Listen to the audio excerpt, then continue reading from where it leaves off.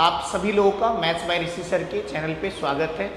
उम्मीद करता हूँ आप सभी लोग बहुत अच्छे होंगे और आप लोगों की पढ़ाई अच्छी चल रही होगी, है ना। मैंने आप सभी लोगों को कैलकुलेशंस के साथ साथ टॉपिक भी धीरे धीरे कराऊंगा, जिसमें मैं आप लोगों को समझा रहा हूँ कि ये जो फॉर्मेशन आपको पीछे नजर आ रहा है, इसे बाबू कहते हैं लैडर फॉर्मेशन या मिक्स्ड फ्रैक्शन कहते हैं। ये बेसिकली मिक्स्ड फ्रैक्शन का ही फॉर्मेशन है, जिसे आप बहुत ही बेहतर तरीके से और आसानी से सॉल्व कर सकते हैं। जो तरीका आप लोग लाते थे, जो यूज करते थे, उसे बदलने की थोड़ी बहुत ज़रूरत है। इसलिए ज़रूरत है क्योंकि टाइमिंग कम लगे। तो जो क्वेश्चन आपको पीछे दिख रहा है, इस पर आपको काम करने की ज़रूरत है और आपको सोचना है कि इसे हम डायरेक्टली किस तरह से सॉल्व कर पाएँ, राइट। तो मैं आज इस पर बात करने वाला हूँ। इसे आप लोग सिंप्लीफिकेशन कह लीजिए, मिक्स्ड फ्रैक्शन कह लीजिए, लैडर फॉर्म कह लीजिए, कुछ भी नाम दे दीजिए। करना यह है कि आपको जो कैलकुलेशन के फॉर्मेट है ना, उसे बदलने का प्रयास करना है। मैं बहुत सिंपल चीज़ों से आपको समझा दूंगा कि कैसे आप इस तरह के क्वेश्चंस को विद इन सेकेंड्स सॉल्व कर सकते हैं, राइट ना। तो आपका काम है बस ध्यान से देखना और समझना। पहली कंडीशंस जो मैं बोल रहा हूँ सुनिएगा। अगर कभी भी ध्यान से सुनिएगा, ये बेसिकली मिक्स्ड फ्रैक्शन नाम क्यों दिया ये भी बोलना जरूरी है और समझना जरूरी है कि मैंने इसे मिक्स्ड फ्रैक्शन क्यों कहा, मिश्रित भिन्न क्यों कहा। क्योंकि जब इस क्वेश्चन को आप नीचे से ऊपर की तरफ देखोगे, तो अगर आप ध्यान से देखोगे तो ये मिक्स्ड फ्रैक्शन का फॉर्मेशन क्रिएट कर लेता है। अब आप ही बताइए, जब आप इस क्वेश्चन को देखते हैं तो क्या ये इसे मिश्रित भिन्न नहीं बोलेंगे, मिक्स्ड फ्रैक्शन बोलेंगे या नहीं बोलेंगे। तो ये जो फॉर्मेशन है, ये मिक्स्ड फ्रैक्शन का फॉर्मेशन है और मिक्स्ड फ्रैक्शन को बहुत इजीली किया जा सकता है सॉल्व। तो मेरे फॉर्मेशन को बस ध्यान रखिएगा। कुछ कंडीशंस मैं बोल रहा हूँ, इस कंडीशन से जब भी क्वेश्चन होगा तो आप कोशिश कीजिएगा कि बिना पेन के आंसर करूं। आपका अप्रोच इतना बेहतर होगा कि आप बिना पेन के आंसर कर देंगे, राइट ना। चलिए आइए सीखने की शुरुआत करते हैं। बहुत सिंपल सी बातें आपसे कह रहा हूँ। अगर कभी भी ध्यान से सुनिएगा जो मैं बोल रहा हूँ, राइट, ध्यान से सुनिएगा।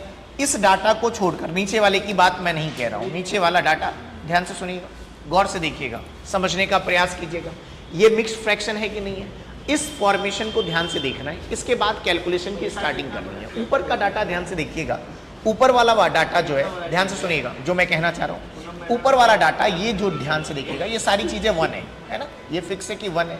अगर ये 1 हो, ध्यान से सुनिएगा मेरी कंडीशन को, ये कैसा हो, 1 हो। और ध्यान से सुनिएगा, इस डाटा को छोड़कर, इस वाले पोर्शन को छोड़कर, ठीक है, ये तो 1 हो गया।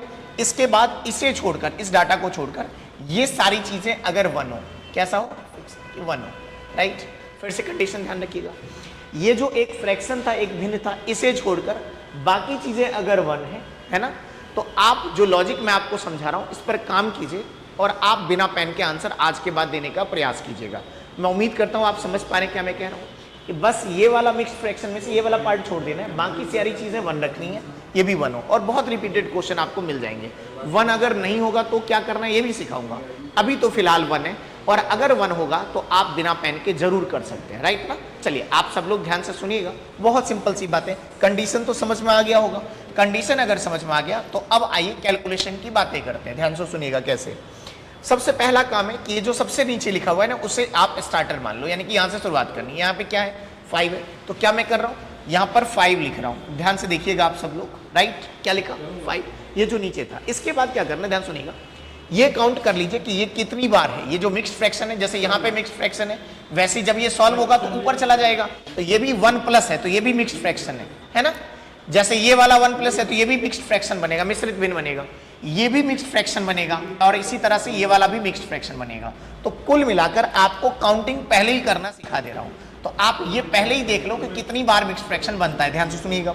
तो मैं ये देख पा रहा हूं कि जैसे ये जो प्लस है ना, इसी के कारण मिक्स्ड फ्रैक्शन बनता है। तो 1 बार, 2 बार, 3 बार, 4 बार और 5 बार, राइट। ध्यान से सुनिएगा, ये मिक्स्ड फ्रैक्शन बनाना है। तो यहीं से काउंटिंग कर ली हमने कि 5 बार बनेगा, यानी कि क्वेश्चन 5 स्टेप में सॉल्व हो जाएगा बहुत इजीली। आपका पहला काम था कि नीचे वाले को लिख देना। तो नीचे वाले को तो लिखा हुआ है और ये काउंटिंग कर लेना कितनी बार हुआ, 5 बार। जैसे ही 5 बार हुआ ना, तो 1, 2, 3, 4 और 5, राइट। मेरे आंसर का, ये मेरा जो आंसर होगा उसमें न्यूमरेटर ये होगा और डिनोमिनेटर ये होगा, और फ्रैक्शन में मैं आंसर टिक कर दूंगा, राइट। अब क्या करनी है, ये हो गया। इसके बाद ये वाला जो +3, यहाँ पे कुछ भी हो सकता है, +3 के बजाय -2 हो सकता है, कुछ भी हो सकता है। यहाँ पर लगाइए और 5 + 3 कर दीजिए। तो 5 + 3 कितना होगा, 8, राइट। यहाँ पर तो 3 था तो इसे ऐड कर दिया, ठीक। अब क्या करना है, अगर ये प्लस है, देखिए ध्यान से, ये वाला प्लस है, ये भी प्लस है, ये भी प्लस है, ये भी प्लस है। अगर ये प्लस हो तो आप पूरी ही सीरीज को प्लस करते हुए लिख दो। यानी कि कहने का मतलब यहां पर तो आपने उसे प्लस किया, अब क्या करूं मैं पीछे वाले को प्लस करूंगा, लेकिन याद रहे अगर ये माइनस होगा तो हम पीछे वाले को माइनस करेंगे। उम्मीद है समझ पा रहे होंगे। अभी ये प्लस था तो हम प्लस कर रहे हैं, अगर ये प्लस की जगह माइनस होता तो हम माइनस कर देंगे। तो 8 + 5 कितना हुआ बाबू? 13, 13 होगा। 13 + 8 कितना होगा? 21 होगा, है ना। 21 + 13 कितना होगा? 34 होगा। और 34 + 21, 34 नीचे में होना चाहिए, देखिए ना कितने ऑप्शन में, एक ही ऑप्शन में, तो आंसर आ चुका है। 34 + 21 कितना होगा? 55 होगा। यानी कि मेरे क्वेश्चन का आंसर आ चुका था पहले भी और अभी भी दिख रहा है कि आंसर क्या है? 55/34 है। मैं उम्मीद करता हूं आप इसे समझ पाएंगे। आप प्रीवियस ईयर पेपर जरूर चेक कीजिए कि इस तरह के क्वेश्चन को आप कितने सेकंड में और कैसे करते थे। मैं उम्मीद करता हूं आप इन चीज़ों की प्रैक्टिस भरपूर करेंगे। जितनी ही प्रैक्टिस करेंगे उतना ही बेहतर होगा। अगर आप प्रैक्टिस नहीं करेंगे तो कभी भी बेहतर नहीं हो सकता है। तो आपका काम है इन चीज़ों पर भरपूर प्रैक्टिस करें। मैंने 1 की कंडीशन आपको बताई है। मैं उम्मीद करता हूं आप सभी लोगों को 1 की कंडीशन समझ में आई होंगी और बहुत ही आसान तरीके से समझाया गया है। इसमें बहुत सिंपल कैलकुलेशंस था, बस स्टेप्स को ध्यान रखना है। स्टेप अगर ध्यान रखेंगे तो बहुत सिंपल सी चीजें थी जो आप कर सकते हैं, राइट। अब मैं आपको समझा रहा हूं, ध्यान से सुनिएगा। एक और क्वेश्चन इस तरह का क्वेश्चन मैं करा रहा हूं, राइट, ध्यान से सुनिएगा। इसी तरह का एक और क्वेश्चन है। अब आप खुद से देखिए, इस बार क्वेश्चन बहुत जल्दी होगा। क्या हुआ? x की वैल्यू पूछी गई है, उसके बाद ये क्वेश्चन है जो भी है, पहले तो हम x डिसाइड करेंगे तभी ये क्वेश्चन सॉल्व होने वाला है। तो पहला काम है हमारा कि x हम डिसाइड निकाल लें। आइए फिर से देखिए, नीचे वाली वैल्यू यहां पर इस फ्रैक्शन को छोड़कर हर चीज 1 है। गौर से देखिए, जैसा मैंने पीछे भी कहा था, राइट। यानी कि वो लॉजिक लगाया जा सकता है। कैसे? स्टार्ट किससे करते थे? नीचे वाले से। तो ये नीचे वाला रहा 2 से स्टार्ट किया, राइट। अब स्टेप काउंटिंग सिखा चुका हूं मैं। कितनी बार है आप खुद बताइए? 1 बार, 2 बार, 3 बार और कितनी बार है? 4 बार, राइट ना। इसी तरह से छोटे छोटे पोर्शन में मैं अलग अलग कॉन्सेप्ट को आपको डिफाइन करके दूंगा, राइट। अब आप बताइए कि अगर मैं 4 बार है तो कितने स्टेप में सॉल्व होगा? 4 स्टेप में, 1, 2, 3 और 4। मेरे आंसर का ये न्यूमरेटर है, ये डिनोमिनेटर है, लेकिन पूछा बाबू 2x + 7/4 है। ये बात भी ध्यान रखनी है। ये जो हम निकाल रहे हैं x की वैल्यू निकाल रहे हैं, ये जो अभी निकालने के लिए हम जा रहे हैं ये x की वैल्यू निकाल रहे हैं, राइट, सही है। अब आइए ध्यान से सुनिएगा, बहुत सिंपल सी बातें हो गई। अब क्या करते थे? यहां से +1 लेते, जो भी रहेगा। पिछली वाले में +3 था, यहाँ पे +1 है तो +1। अब बताइए, लिखते चलते हैं। 2 + 1 क्या होगा? 3। पीछे वाले को ऐड करना है, क्योंकि ऐड क्यों कर रहे हैं? क्योंकि ये सारा प्लस है, माइनस होगा तो माइनस कर लेंगे। 3 + 2 कितना होगा? 5। 5 + 3 कितना होगा? 8। 8 + 5 कितना होगा? 13। ये इसका नोमिनेटर है, ये डिनोमिनेटर है, यानी कि x की वैल्यू 13/8। ये x की वैल्यू है जनाब। अब पूछा क्या है वो सॉल्व कर लेते हैं। पूछा गया पोर्शन है बाबू 2x + 7/4 पूछा गया है। x की वैल्यू जैसा कि आपको पता है 13/8 है, 13/8 है, तो 2 × 13/8 हो गया, प्लस में 17/4 है। ये है पूरा क्वेश्चन। 2 से कैंसिल करेंगे तो 4, यानी कि 20, 20/4, यानी कि आंसर क्या होगा? 5।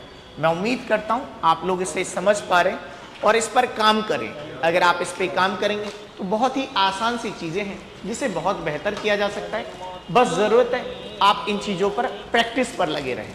जो भी चीजें देख रहे हैं उसे आप क्वेश्चंस के थ्रू इंप्रूव कर सकते हैं। आप ज़्यादा से ज़्यादा प्रयास करें कि आप क्वेश्चन बेहतर कर सकें। अगर आपने क्वेश्चंस पे काम किया तो कभी समस्या नहीं होगी। अगर आप इन चीज़ों को सीखने के बाद भी क्वेश्चन नहीं करोगे तो ये चीज़ें फिर माइंड में रहेंगी नहीं, वो धीरे धीरे करके निकल जाएंगी। तो मैं उम्मीद करता हूँ आप सभी लोगों को ये जो 1 वाला पैटर्न बताया हूँ आप समझ पा रहे होंगे और इस पर प्रैक्टिस जरूर करेंगे। इसे आप लोग लैडर फॉर्म कह लीजिए, सिंप्लीफिकेशन। और इसकी पूरी वीडियो देखने के लिए आप इसी चैनल पर लाइव सेक्शन में सिंप्लीफिकेशन के नाम से पूरी वीडियो देखिएगा जिसमें इस पूरे टॉपिक को कराया गया है। तो मैं उम्मीद करता हूं आप इन चीज़ों को देखेंगे और पूरी सिंप्लीफिकेशन की वीडियो देखिएगा तो इसके सभी सिनारियों को समझाया गया है कि अगर ये 1 नहीं होगा 2 हो जाए तो क्या होगा, प्लस की जगह माइनस होता है तो क्या चेंजेज होते हैं। तो ये सारी चीज़ें सिंप्लीफिकेशन के वीडियो में जब आप इसी चैनल पर लाइव सेक्शन में जाएंगे तो वीडियो लाइव सेक्शन में जाकर सिंप्लीफिकेशन का वीडियो जरूर देखिएगा जिसमें आपको इस पर भरपूर जानकारी मिलेंगी। इस पूरे टॉपिक की क्लास अवेलेबल है। आप सब लोग इस चैनल पर जुड़े हुए हैं, इसके लिए धन्यवाद। आप सभी लोगों का भरपूर प्यार इस चैनल को मिल रहा है, इसके लिए बहुत बहुत थैंक्स। मैं उम्मीद करता हूं जो भी सेशन में समझाया गया है वो समझ में आया होगा। आप सब लोग सिंप्लीफिकेशन का वीडियो जरूर देखिए। Thank you so much.